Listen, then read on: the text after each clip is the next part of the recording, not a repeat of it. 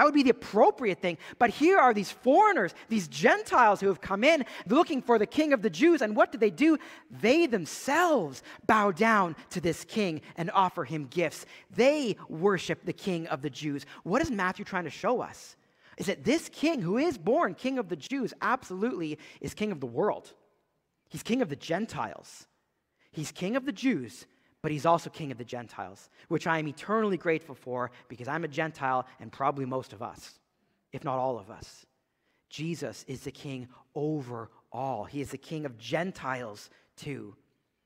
We get further hints of this in Luke's account. Going back to Luke's account for a moment, you remember after Jesus was born, Mary and Joseph take him to the temple to offer the sacrifice, and they meet people there, Simeon and Anna, and they're waiting in the temple to wait for this Jesus. Remember what Simeon calls Jesus. He calls Jesus two things. First, he has seen, my eyes have seen the consolation of Israel, the comfort, the salvation of Israel. But that's not all he calls Jesus. He says, and light for revelation to the Gentiles.